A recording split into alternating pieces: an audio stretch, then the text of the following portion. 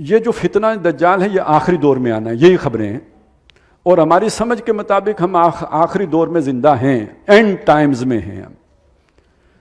اور اس کے بارے میں ایک رائے یہ ہے کہ دجال تو بعد میں آئے گا، اس کا فتنہ پہلے آئے گا، اور یہ بات اپنی جگہ پہ ٹھیک ہے۔ وہ جو ہوتا ہے نا coming events cast their shadows before, تو وہ ہمارا یہ جو خاص طور پہ پچھلا 400 سالہ دور ہے، اب وہ اس کے ساری چیزیں جمع کر کے میں اس وقت آپ کے سامنے نہیں رکھ سکتا، لیکن وہ 1000 سال والا جو تکوینی ایک اللہ کا دن ہوتا ہے نا، اس کے اعتبار سے دیکھیں تو نبی صلی اللہ علیہ وسلم سے 1000 سال بعد دنیا میں ایک تبدیلی آئی ہے۔ ادھر ہندوستان میں وہ اکبر صاحب پیدا ہوئے، انہوں نے کہا جی اب نیا دین چلے گا، بالکل اس نے دین کے اندر ہی تغیر کرنے کی کوشش کی۔ ٹھیک یہی ٹائم ہے جب مغرب میں یہ جو ہے وہ یہ مغربی اقوام اٹھنا شروع ہوئی ہے۔ پھر جب ان کے پاس طاقت آئی ہے، یا یہ کہ وسائل آئی ہیں، پہلے ہی وسائل سمجھ لیں، طاقت کو چھوڑیں، تو پہلے 1492 ہے جب سقوط غرناطہ ہوا ہے، مسلمانوں کو اسپین سے نکالا گیا، یہ 1492 ہے۔ آج سے یوں سمجھے 530 سال پہلے کی بات ہے، 1492 میں یہ کام ہوا، اور اس کے بعد آگے وہ نہیں آ سکتے تھے، اسپین سے آگے نہیں بڑھ سکتے تھے، آگے ترکی کھڑا تھا، سلطنت عثمانیہ پوری طاقت کے ساتھ کھڑی ہے، اس کے ذریعے سے عالم اسلام پر حملہ نہیں ہو سکتا تھا۔ وہ سمندر کے راستے نیچے گئے، اور نیچے جا کے جنوبی افریقہ کی جو وہ آخری کونا ہے، جسے کیا وہ کیپ ٹاؤن جو ہے، round the Cape of Good Hope, وہاں سے جا کے وہ مڑا ہے واسکو ڈی گاما لیفٹ کو، تو سیدھا وہ ہندوستان پہنچ گیا پیچھے سے، اور ہندوستان میں انہوں نے اپنی تجارت کا آغاز کر کے، پھر ایک موقع پہ بادشاہ سلامت کو بواسیر ہو گئی تو ان کا علاج کر کے تو وہ اپنے لیے سہولت حاصل کر لی رہائشی کالونیاں بنانے کی۔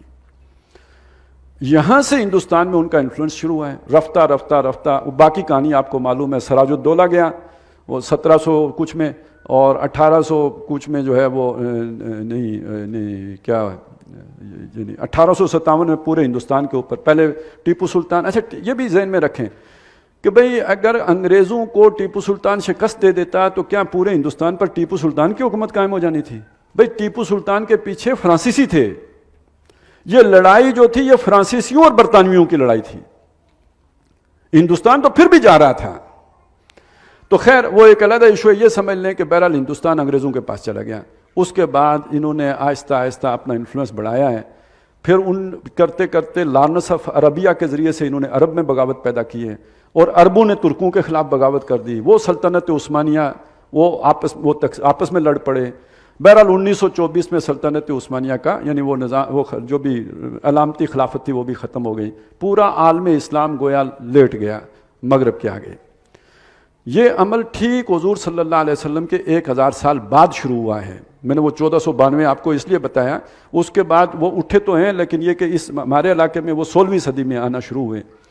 تو یہ اس کا نتیجہ، یہ اس کو اگر ایک تورات کی روایت کے ساتھ جوڑ کے دیکھیں تو اس میں یہ بات آتی ہے کہ اللہ تعالیٰ جب یعنی حضور صلی اللہ علیہ وسلم کے بارے میں جب وہ آئیں گے تو ان کے 1000 سال کے بعد اللہ یاجوج اور ماجوج کو چھٹی دے گا، انہیں کھولے گا، اور ان کے لشکر قدسیوں کے شہروں پر ٹوٹ پڑیں گے۔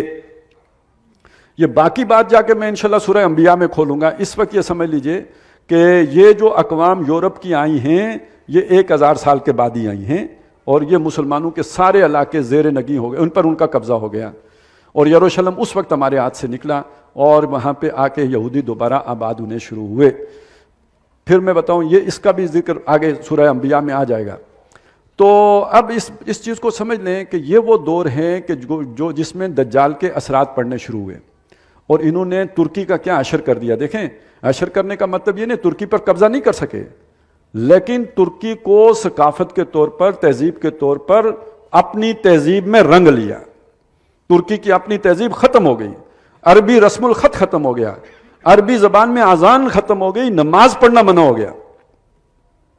یہ ہوا ہندوستان میں اسلام اگر بچا رہ گیا تو اس کے لیے جو ایک مولانا مناظر حسن گیلانی نے ایک کتاب لکھی ہے بہت اہم ہے، اس نے کہا ہندوستان میں یہ جو 2 گروہ بن گئے تھے، ایک ہوا جو سر سید اسکول آف تھاٹ ہے۔ سر سید اسکول آف تھاٹ سیدھا سیدھا یہ تھا کہ بھئی اب انگریز آ گئے، ہم نے اپنا عقیدہ تو نہیں چھوڑنا ہے، اور اپنی چمڑی ہم تبدیل کر نہیں سکتے. باقی تمام معاملات میں ہم نے انگریز کی طریقے پر ہی عمل کرنا ہے. بلکہ ان کی طرف یہ قول بھی منسوب کیا جاتا ہے, مجھے نہیں پتا سچا ہے یا جھوٹا ہے, کہ انگریز کے ہر کام میں حکمت ہے, یہاں تک کہ انگریز اگر کھڑے ہو کر پیشاب کرتا ہے تو اس میں بھی کوئی نہ کوئی حکمت ہوگی. یعنی وہ اس حد تک مروب تھے. اس کے مقابلے میں ایک دوسرا اسکول آف تھاٹ کھڑا ہوا جنہوں نے مقابلہ کیا, ریزسٹ کیا, لیکن ان کی ریزسٹنس 1857 میں دم توڑ گئی. 100 سال لڑے, لیکن یہ کہ اس کے بعد لاکھوں مرے, شہید ہوئے, درختوں پہ لٹکائے گئے. اس کے بعد یہ معلوم ہو گیا کہ انگریز کا مقابلہ نہیں کیا جا سکتا. یہ 1857 ہے. اور اس کے بعد پھر 10 سال کے بعد انہوں نے اپنا ایک اسٹریٹجی بنائی کہ اب ہم نے اس معاشرے کے ساتھ تعلق ہی نہیں رکھنا ہے, گویا ہم نے غاروں میں رہنا ہے, اصحاب کہف کی زندگی بسر کرنی ہے. یعنی انہوں نے باقاعدہ یہ طے کیا کہ ہم نے اس معاشرے, جیسے اصحاب کہف اپنی غار میں چلے گئے تھے, ایسے ہم اس سوسائٹی سے کٹ کے رہیں گے. یہ ہے دارالعلوم دیوبند. اور انہوں نے جو آغاز کیا ہے تو یہ بالکل, یعنی کوئی روٹی دے دے تو ٹھیک ہے کھا لیں گے, نہیں تو بھوکے بھی رہتے تھے لوگ. اور روٹی مانگ کے آتی تھی. یہ چندے یہ والے مدرسے نہیں تھے جو آج آپ یہ جاگیریں ہیں, یہ مدرسے تھوڑی ہیں. اس وقت تو بھائی ایک درخت کے نیچے تعلیم کا آغاز کیا گیا اور معاشرے سے کٹ کر ایک کام شروع کیا گیا. بہرحال رفتہ رفتہ رفتہ رفتہ یعنی اس کو اللہ نے ترقی دی. اور یہ بات اب مانی جاتی ہے کہ ہندوستان میں اس وقت پوری دنیا کے مقابلے میں دینداری اور مذہب سے تعلق سب سے زیادہ ہے. اور اس کا سبب وہ چیز ہے کہ جو دین کی حفاظت کی گئی ہے معاشرے سے کٹ کر. اس کا اگلا نتیجہ کیا نکلا؟ اگلا نتیجہ یہ نکلا کہ جو لوگ کٹ گئے تھے وہ تو معاشرے سے کٹ گئے, وہ تو اس تہذیب کا حصہ ہی نہیں رہے. وہ تو بالکل ایک جسے کہتے ہیں کاف کی زندگی انہوں نے بسر کی. جیسے اصحاب کاف 300 سال کے بعد نکل کے آئے تھے تو دنیا بدلی ہوئی تھی, ایسے ہی سمجھ لیں کہ 100 سال کے بعد دنیا بدل گئی جب مسلمان ممالک آزاد ہوئے. اس آزادی کے پیچھے بھی کچھ لوگوں کی جدوجہد ہے. اب اس کا ایک علیحدہ سلسلہ ہے, اس کو سمجھ لیں. جس زمانے میں اکبر اٹھا ہے اور ادھر جو ہے گویا یاجوج ماجوج اٹھ رہے تھے, ٹھیک وہی زمانہ ہے جب اللہ نے دنیا میں ایک مجدد پیدا کیا, 1000 سال بعد کا مجدد الف ثانی شیخ احمد سرہندی. اور یہ اللہ نے عرب میں نہیں پیدا کیے, یہ ذرا ذہن میں رکھیں. 1000 سال تک جتنے مجدد بھی آئے ہیں عرب میں آئے ہیں. یہ حضور کی پیشن گوئی تھی کہ ہر صدی میں ایک مجدد پیدا ہوگا جو امت کے لیے دین تازہ کرتا رہے گا, دین پرانا نہیں ہونے دے گا, تازہ ہوتا رہے گا. 1000 سال تک تمام مجددین عرب میں آتے رہے, کوئی مجدد کہیں اور نہیں آئے, عرب میں آئے. جو ہی 1000 سال پورا ہوا, وہ اللہ کا ایک دن پورا ہو گیا, اگلا 1000 سال جو ہی شروع ہوا تو پہلا مجدد جو ہے وہ ہندوستان میں شیخ احمد سرہندی. گردن نہ جھکی جس کی جہانگیر کے آگے, جنہوں نے بادشاہ وقت کے مقابلے میں جو ہے وہ اپنی گردن اونچی رکھی. اور یہ جو نیا دین اکبری آ رہا, یہ تو ایک علامت ہے نا, گردن نہیں جھکائی. اصل میں تو جو دین اکبری وہ لا رہا تھا ہماؤست کے نظریات کے تحت, اور پورے ہندوستان کو ایک تہذیب, ایک کلچر, ایک رنگ اس میں رنگنا, جو اب بھی ہندوستان کی خواہش ہے. اور جس خواہش پر اصل میں وہ ہمارے بعض وزرائے اعظم بھی ان کا دل کرتا ہے کہ میں بھی ہولی کھیلوں اور میں بھی رنگ پھینکوں. تو یہ تو یعنی جب کلچرلی ہم آہنگی پیدا ہو جائے گی تو اس کے نتیجے میں پھر علیحدہ یہ سرحدوں کی تقسیم کی ضرورت نہیں رہے گی. یہ تو اصل میں ٹکراؤ تھا نا دو قوموں کا, میرا کلچر اور تمہارا کلچر اور, ہم اکٹھے کیسے رہ سکتے ہیں؟ کلچر ایک ہوگا تو اتحاد و اتفاق ہوگا. تو یہ اکبر نے سب سے پہلے یہ بات کی تھی. اس لیے یہ کہا جاتا ہے کہ 2 قومی نظریے کی بنیاد در حقیقت شیخ احمد سرہندی رحمۃ اللہ علیہ نے رکھی تھی. اور انہوں نے تصوف کے راستے جو گمراہیاں آ رہی تھیں, اس لیے کہ جو یہ ہماؤست کا نظریہ یہ ہندوؤں کا ہے. ہماؤست کا مطلب کیا ہے؟ توحید کی بنیاد پر یہ نظریہ ہے. وہ یہ کہتے ہیں کہ وجود 2 نہیں ہے, وجود ایک ہی ہے. اور یہ جو پوری کائنات ہے, یہ جو خدا تھا, بھگوان تھا, وہ کائنات میں حلول کر گیا ہے. ہماؤست, یہ سارا کچھ وہی ہے. اس کے مقابل ایک نظریہ, جیسے ہمارے یہاں, چلے میں سادہ بات آپ کو بتاؤں نا, ہندوؤں کے ہاں تیجا تھا, اب وہ کرتے تھے اپنے مردے کا تیجا.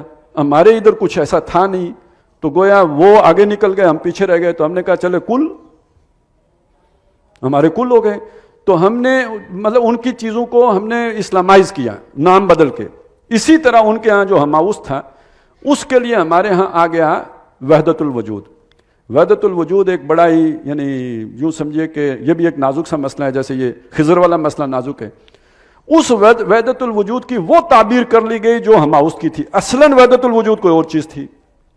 اصلاً وحدت الوجود تو یہ ہے کہ کائنات کا وجود ہے موجود ہی نہیں ہے، یہ ہمیں نظر کا دھوکہ ہے، یہ وہم ہے، یہ ایک فریب نظر ہے کہ ہمیں یہ سب کچھ نظر آ رہا ہے، اصل حقیقی وجود صرف اللہ کا ہے۔ یہ تو وہ چیز تھی، لیکن اسے بنا کیا دیا گیا؟ وحدت الوجود، یعنی سارا وجود ایک ہی ہے، اور اس کی جو تعبیر کر لی گئی وہ بالکل وہ تھی جو ہماؤست کی تھی، اور اس کے نتیجے میں جو مذہب بنا وہ کیا بنا؟ مسجد مندر ہکڑو نور۔ اس کو آ کے پھر انہوں نے شیخ احمد سرہندی نے ٹھیک کر کے گویا دونوں علیحدہ علیحدہ تشخص، اور پھر انہوں نے زور دیا اتباع رسول پر، حضور صلی اللہ علیہ وسلم کی پیروی پر۔ تو حضور کی پیروی ہے جو آپ کو دوسری قوموں سے ممتاز کر دیتی ہے، ایک علیحدہ کلچر کا علمبردار بنا دیتی ہے۔ تو اس لیے کہا جاتا ہے کہ اصل میں دو قومی نظریے کی بنیاد تو رکھی تھی شیخ احمد سرہندی نے، ان کے بعد پھر عبدالحق محدث دہلوی آئے، انہوں نے حدیث کے ساتھ جوڑا، پھر شاہ ولی اللہ تو بہت بڑی شخصیت، قرآن کے ساتھ جوڑا۔ یہ جو آج ہم قرآن پڑھ رہے ہیں، یہ جو ترجمے ہوتے ہیں، اردو میں ترجمے ہوتے ہیں، فارسی میں ترجمے ہوئے، اس کی بنیاد شاہ ولی اللہ نے رکھی ہے۔ جب وہ خود ترجمہ کرنے لگے تھے فارسی میں تو فتوے آ گئے کہ یہ واجب القتل ہے، قرآن کا ترجمہ ہو ہی نہیں سکتا، بلکہ ان کو قتل کرنے آ بھی گئے تھے، وہ تو اللہ نے بچا لیا۔ تو اس سے سمجھ لیجئے کہ کتنا مشکل کام تھا جس کا انہوں نے آغاز کیا۔ اسی کے سے آگے چل کے تحریک شہیدین اٹھی، ان کے پوتے تھے نا شاہ اسماعیل شہید۔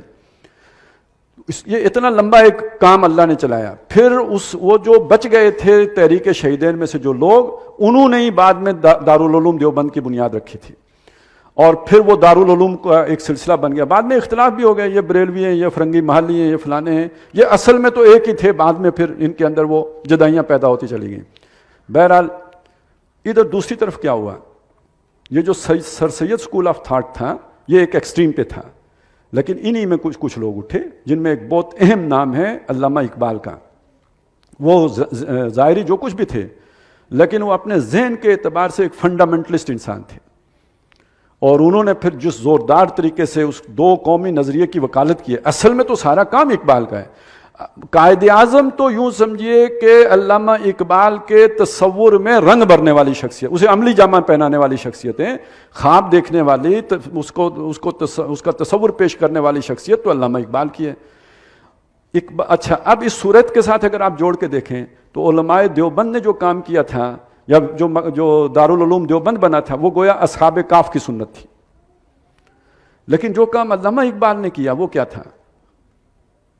وہ جو ہم نے دو آدمیوں کا قصہ پڑھا نا، ایک غریب آدمی اور ایک باغ والا، جو آپس میں بات چیت کر رہے ہیں، تو مغرب کی آنکھوں میں آنکھیں ڈال کر تو بات تو اقبال نے کی نا، تمہاری تہذیب اپنے خنجر سے آپ خودکشی کرے گی، جو شاخ نازک پہ آشیانہ بنے گا نا پائیدار ہوگا۔ جیسے اس نے کہا کہ یہ تو تمہارا باغ جو ہے تباہ ہو جائے گا، فَعَسَىٰ رَبِّي أَن يُؤْتِيَنِي خَيْرًا مِّن جَنَّتِكَ وَيُرْسِلَ عَلَيْهَا حُسْبَانًا مِّنَ السَّمَاءِ فَتُصْبِحَ صَعِيدًا زَلَقًا۔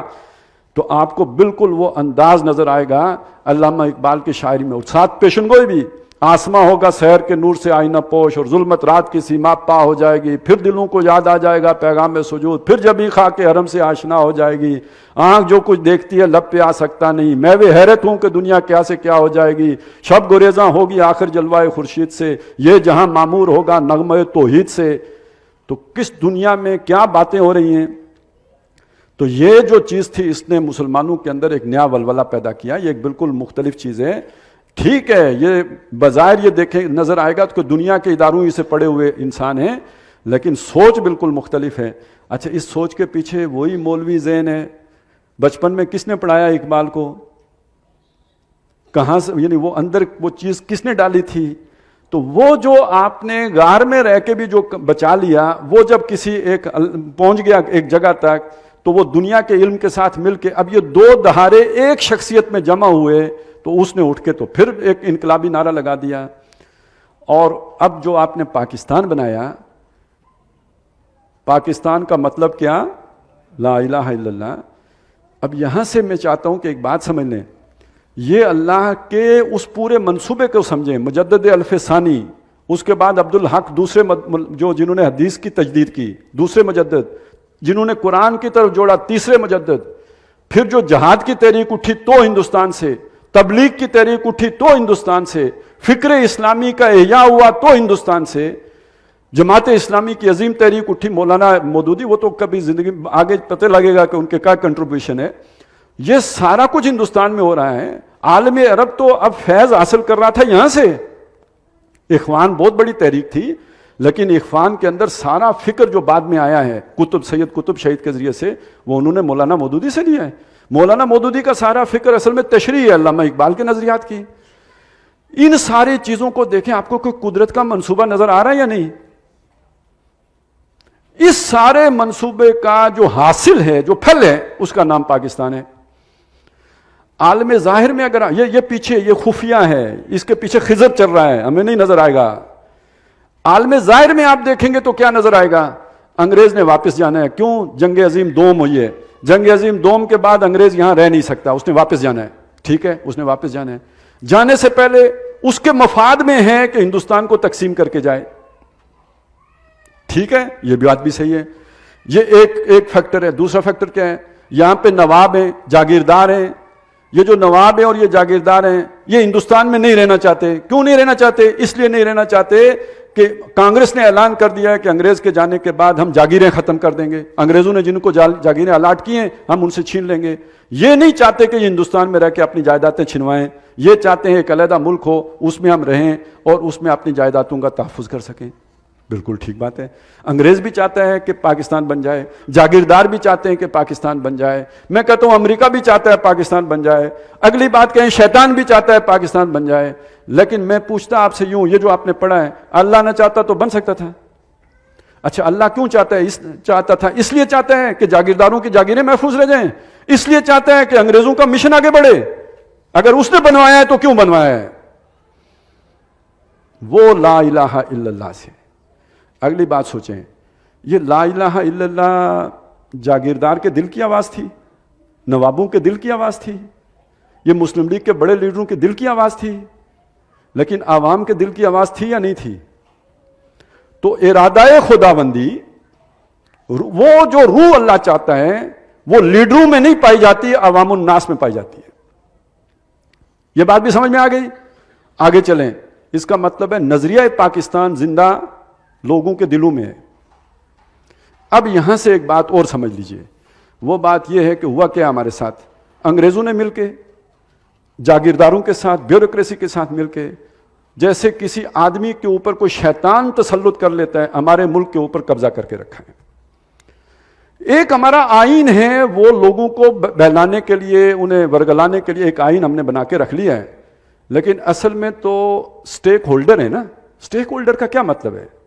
کون ہے سٹیک ہولڈر؟ یہ جو میں نے آپ کو گنوایا یہ سٹیک ہولڈر ہیں. یہ برطانیہ بھی سٹیک ہولڈروں میں شامل ہے، کیونکہ ان کے اپنے مفادات تھے جن کے لیے انہوں نے پاکستان بنایا ہے. وہ شیطانی مفادات ہیں، اس کے لیے بنایا ہے، کوئی شک نہیں اس کے لیے بنایا ہے. اللہ کا اپنا منصوبہ ہے، وہ ایک علیحدہ کیفیت ہے. تو یہ جتنے بھی یہاں پہ حکمران آتے ہیں ہمیشہ ڈیل کر کے آتے ہیں. یہ ڈیل لوکل نہیں ہوتی، یہ لندن پلان ہوتا ہے. کیونکہ آج بھی ہمارے سارے منصوبے لندن میں بنتے ہیں. اسٹیبلشمنٹ بھی اسی منصوبے پہ جائے گی، اور بھی اقتدار کے کوریڈورز میں وہی اسی طرح ہوگا جو وہاں پہ طے ہو جائے گا. لیکن یہ خفیہ ہوتی ہے، یہ ظاہر نہیں ہوتی، اور کوئی اس کو منہ پہ لا بھی نہیں سکتا. خط کرنا بہت آسان ہوتا ہے. خط بھٹو صاحب نے بھی آ کے لہرا دیا تھا، لیکن اس پر سے پردہ اٹھانا یہ ممکن نہیں ہوتا. یہ پردہ اٹھانے کا مطلب ہوتا ہے کہ جیسے کوی خان کے حقائق سے پردہ اٹھایا تھا نا قندیل بلوچ نے، تو پھر باقی نہیں رہی تھی.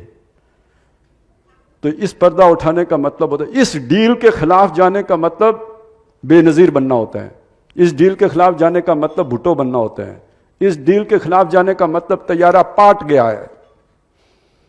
اس ڈیل کے خلاف کوئی نہیں جا سکتا، اس کو کوئی منہ پہ بھی نہیں لا سکتا، اس کا کوئی ذکر بھی نہیں کر سکتا. لے سانس بھی آہستہ کہ ہے نازک بہت کام، آفاق کی اس کارگاہ شیشہ گری کا. اور یہ سارے دھوکے باز ہوتے ہیں، اور یہ سارے فراڈیے ہوتے ہیں، اور یہ سارے شیطان کے ایجنٹ بنے ہوئے ہوتے ہیں. اوپر سے جتنے بھی نیک بنے ہوئے ہوں، اندر خانے یہ نظام چل رہا ہے پاکستان میں. لیکن اسی کے اندر قدرت کا نظام بھی چل رہا ہے. وہ کیسے چلتا ہے؟ وہ کوئی ایک بندہ کہتا ہے یوسف کو قتل نہیں کرنا، اور یوسف قتل ہونے سے بس ساری اسٹیبلشمنٹ پوری کا فیصلہ یہ ہے کہ قتل کر دو. کسی ایک نے ذہن تبدیل کر دیا، بچ گیا. اس طرح اللہ کا منصوبہ چل رہا ہوتا ہے. وہ کہ ان اللہ لطیف لما یشاء, اللہ اپنے کام میں بڑا باریک بین ہے, پتہ ہی نہیں لگتا. شیطان کی بھی ڈیپ سٹیٹ ہے, اللہ کی ڈیپ سٹیٹ اس سے زیادہ ڈیپر ہے, اور فعال لما یرید ہے, جو وہ کرنا چاہے وہ ہو جاتا ہے. ہمارا ملک اس طرح بچتا رہا, کبھی ہمیشہ آ کے خضر دیوار سیدھی کرتا رہا. آپ 65 میں سوئے ہوئے تھے, آپ کو امریکہ نے طفل تسلی دی ہوئی تھی انڈیا کبھی حملہ نہیں کرے گا, آپ آرام فرما رہے تھے. یہ کس نے ان کے دلوں میں روب ڈالا کہ ہم کہیں گھیرے میں تو نہیں آ رہے؟ کس نے دل میں یہ بات ڈالی؟ وہی ہے. آپ نے تو کرپشن میں سب کچھ کر لیا, لیکن آپ سائیکل بھی نہیں بنا سکے, پر ایٹم بم بن گیا. ویسے میں تو سوچتا ہوں اس لیے بنایا تاکہ ہمیں لڑنا نہ پڑے. بھائی ڈیٹرنس ہے نا, نیت تو یہ ہے, لیکن اللہ نے بنوا دیا. اللہ کا اپنا مشن ہے, کیوں بنوایا وہ تو اللہ جانے نا. وہ تو کبھی جب داؤد گوپیا گھما کے مارے گا یہودیوں کے سر پہ تب پتہ چلے گا نا کہ یہ کیوں بنوایا تھا اللہ نے. ابھی تو آپ نے صرف اس لیے بنایا کہ لڑنا نہ پڑے. تو کہنے کا مقصد یہ تھا, اللہ تعالیٰ اپنے وہ جو بھی اس کا ارادہ ہوتا ہے اسے پورا کر کے چھوڑتا ہے. اس سارے میں لگتا یہ ہے کہ اس جو بھی یہ خطہ ہے ہندوستان کا, اور یہ جو پاکستان ہے, یہ جو غریب قوم ہے, وہ جو یتیم, وہ جو دیوار ان کی سیدھی کرتا رہتا ہے, اس دیوار کی تہ میں اس قوم کا خزانہ ہے. اور یہ خزانہ مال و دولت کی صورت میں بھی ہے. وہ رکو ڈک ہے اور فلانا ہے اور فلانا ہے. سوچیں آج یہ نکل آئیں تو یہ سارا کھا جائیں.